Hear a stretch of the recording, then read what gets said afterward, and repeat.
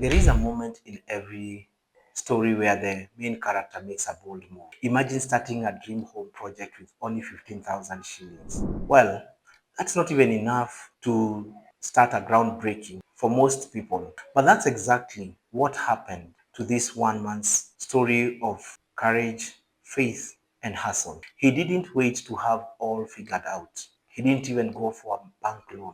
It is an incredible story where a small bit turned into a stunning 7 million dream home project. As I'll be walking you through this journey, I'll be sharing some 5 powerful lessons that I picked along that could also help you in the way you view money, faith, and progress. And if you have been waiting for the perfect time to begin your project, perhaps this could be a sign for you. So let's dive into a story of how one man's boldness took him thus far. After a couple of years apart, I reconnected with a friend, and as we delved into a conversation, he revealed how he had undertaken his dream home project. Peter, although this is not his real name, he had been holding to his architectural and structural drawings that had been long been approved by the authorities for some months and was just waiting for the right time to start. He didn't have enough money to begin.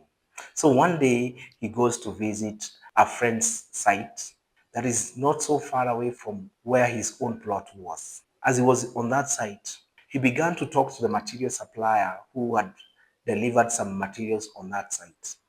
And as they talked, he shared his part of his journey, his experiences, and the material supplier began to challenge him to start construction and stop waiting. As a matter of fact, he offered to support him in the venture. This powerful gesture motivated Peter to start the construction. And with only 15,000 shillings, he procured for excavation to begin to his own site the following day, using the fundis that were on that same site. And so the excavation work began. And little by little, he added some small monies that he had. And finally, the excavation was completed. But then Peter became stuck. He didn't have materials to progress. And this is where the supplier came in. He generously supplied the materials on credit to do the foundation. The foundation stones, the cement, the sand, the ballast, and even offered part of the reinforcement on credit. And Peter was to pay for the other amount upfront. This was exciting to Peter at the start. What a support that he got from this particular man. This supplier, a very down to earth person, but was a very sharp businessman. And so, with the materials now on site, Peter went ahead and did the foundation, and the foundation walling was now complete. He didn't have money now to progress. He needed to do the slab, the ground floor slab. The project was now starting, and the focus had now moved into this construction. Yet Peter didn't have enough money. He took a bit of time, a few months, to gather himself up. And with the stipend that he had received, the salary, after the foundation walling had been finished, Peter began asking himself how he would be able to do the ground floor slab. On the other side, interestingly, he had been engaging in farming. It had been an on and off kind of venture. This time round, he had planted some tomatoes and they seemed to be doing so well. And by God's mercies, he got a potential buyer who was willing to buy the whole crop. That fetched him some good amount of money. This helped him to complete the balance that he owed the supplier and even procure for the materials to do the ground floor slab. That was amazing. Then Peter immediately moved in and did the ground floor slab. And all money was finished. He could not progress. Again, the supplier came in, knocked at his door, and offered to supply the stones that he needed and also the cement and the sand to undertake the ground floor walling. Though he was a bit hesitant, Peter agreed to that offer and he moved in and undertook that next step of the ground floor walling. And so it was done, but he could not progress. The next milestone required a huge amount of money to do the first floor slab, and he didn't have money left. He was, in fact, feeling very weary and exhausted. There's so much resources, too much resources had gone into this project. He had cut on all unnecessary spending. The family was straining to some extent. Their comfort zone had been taken away. And so he was in a place where he was kind of confused on how to progress. At this point, he was just determined to do this slab and stop. And maybe perhaps just do finishes of some rooms and just move in with the house incomplete. He had been desiring to do a maisonette, but the money was not enough to do that maisonette. He took some bit of time, 6 months, gathering himself up. The material supplier also offered part of the materials. And so this enabled Peter to finally do the first floor slab, and it was complete. Now he can go ahead and do the finishes, though he is not yet done with the first floor that he had intended to do, where his bedrooms were to be located. But just before he began doing the finishes of the ground floor, the supplier knocks again at his door. And this time again offering the wall, the stones and the cement to do the first floor walling.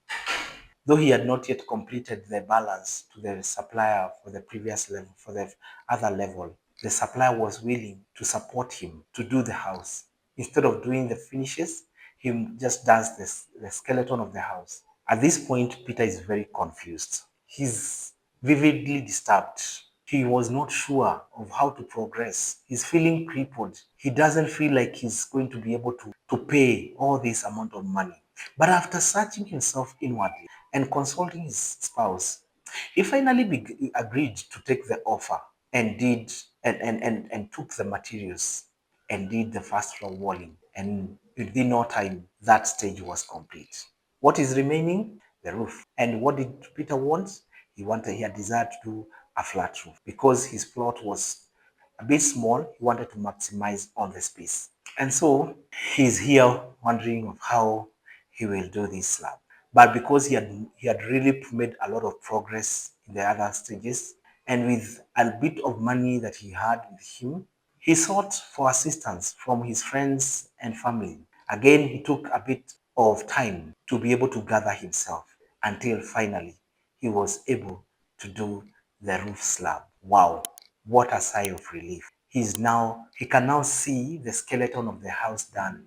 He is now able to see that house taking shape. They are overtaken with excitement. Though they are feeling very weary, they were also on the other side feeling a lot of fulfillment, a lot of joy.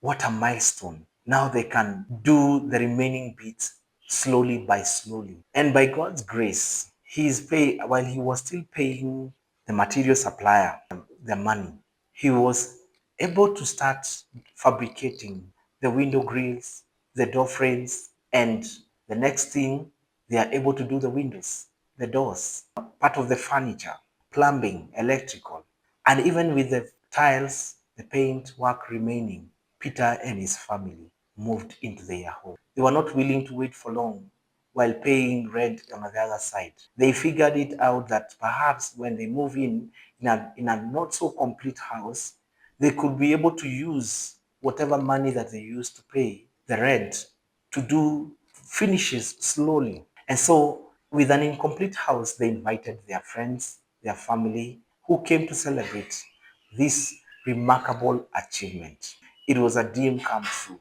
A few months, a few years, they had now completed their house. Although even to date they are still yet to complete it 100%. They are very glad that they had finally been able to complete the house. On sharing this story, Peter recalled that had he not begun that move, he would not have been able to do that house even to date. And so that bold move that he undertook changed everything. And so now I want to share the 5 powerful lessons that I learned from this particular story. Number one bold move can shift the game. This moment is never too loud, but it's actually defining. Secondly, the bold step that you take is never perfect, but it is very powerful, for it will create a ripple for progress. Number three, do not undermine relationships. Leveraging on relationships beats liquidity. With trust and a good reputation, you can leverage on the connections that you have, even when you do not have cash to undertake the venture. Number four, this powerful lesson that I learned is that the human capacity on burden is like a bamboo. It is far more flexible and adaptable than you could ever imagine. And this is a quote by one person by the name of Jody. Number 5, faith and risk are often interconnected. Making big leaps may rarely feel safe, but remember that growth lies on the other side, closely linked. Making some big leaps rarely feels safe, but remember that growth often lies on the other side of the risk. Dear listener, I hope you find this content useful and helpful. If you do, kindly share it to a fellow dear listener. I hope you find this content useful. Kindly share it to a potential homeowner. Drop a comment below.